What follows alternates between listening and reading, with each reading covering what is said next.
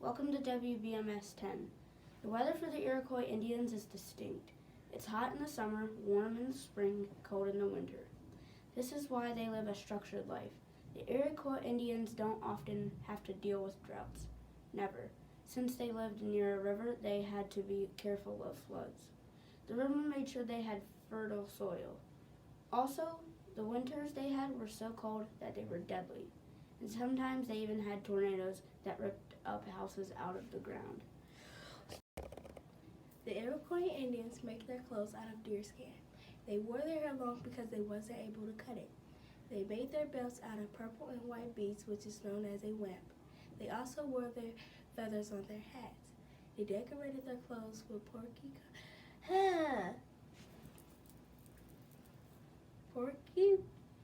quills and shell beads. They made symbols using flowers and clay. Women wore dresses, skirts, and leggings. Married women wore one braid and single women wore two braids. The Iroquois ate meat and vegetables. The vegetables they ate were corn, beans, and squash. They called these the Three Sisters because of the way they worked together. The corn stalk worked as a pole for the bean vines to grow on.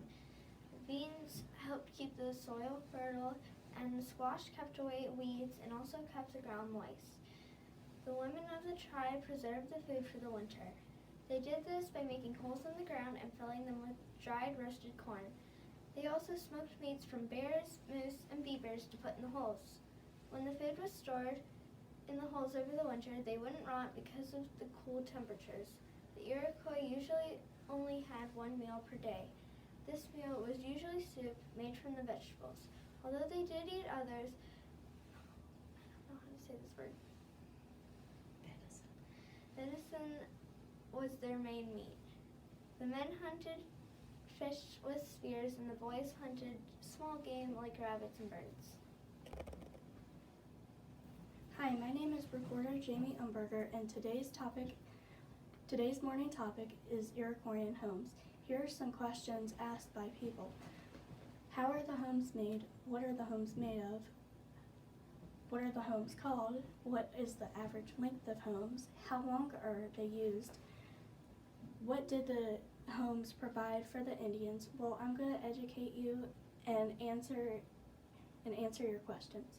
First, let's talk about what they are called, what the Iroquois homes are called.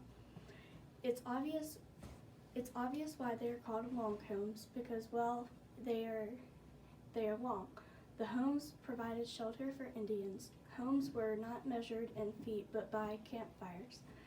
Some were 10 campfires long, some were 12 campfires long. These housed about 20 families depending on how long the homes were. Materials used were sap and bark and tree bark. These let the homes last up to 20 years.